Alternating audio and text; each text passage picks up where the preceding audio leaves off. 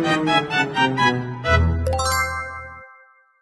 hai teman-teman, balik lagi nih sama aku, Sada Widya Utami, mahasiswa pendidikan non formal Universitas Bengkulu.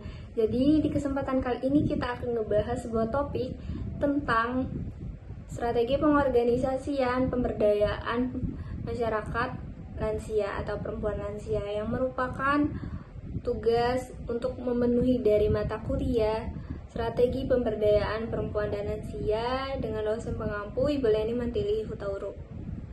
Jadi teman-teman, di video ini tidak kalah penting dari materi sebelumnya yang sudah kita bahas, yang sudah kita simak, bahwa tentang strategi pengorganisasian pemberdayaan masyarakat lansia ini itu sangat penting karena di tengah masyarakat kita bahwa jumlah lansia itu semakin meningkat dari hari kemarin hingga kini, sehingga ini membawa berbagai tantangan baik dari segi kesehatan, sosial, maupun ekonomi.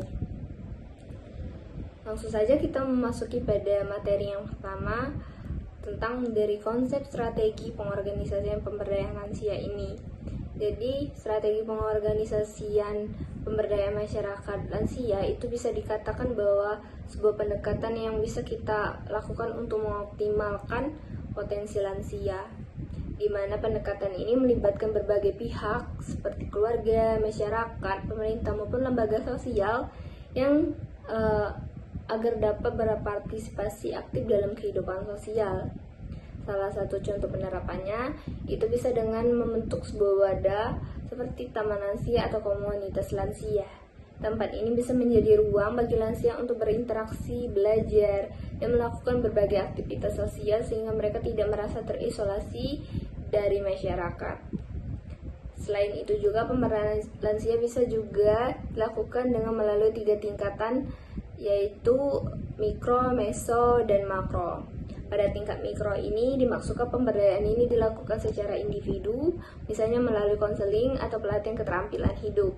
Dan pada tingkat meso, itu pemberdayaan yang dilakukan dalam kelompok seperti posyandu lansia atau posbindu lansia. Sedangkan pada tingkat makro, pemberdayaan dilakukan melalui kebijakan pemerintah dan program sosial yang lebih luas. Lalu tak luput bahwa dalam pemberdayaan lansia ini terlibat berbagai pihak, di antaranya kader posyandu lansia, di mana biasanya ini yang ikut serta adalah relawan masyarakat dan membantu pelayanan kesehatan dasar bagi lansia. Selain itu juga ada lembaga pendidikan dan akademisi yang berperan melalui penelitian pendidikan dan program pengabdian masyarakat untuk mendukung pemberdayaan lansia. Dan tidak hanya itu, perlu dan ada masyarakat, organisasi masyarakat, lembaga keagamaan, dan pemerintah juga memiliki peran penting dalam memastikan program pemberdayaan lansia berjalan dengan baik dan dapat berkelanjutan. Dan strategi dari pemberdayaan lansia ini akan lebih efektif teman-teman jika dilakukan di tempat yang mendukung interaksi sosial dan kegiatan bersama untuk lansia ini.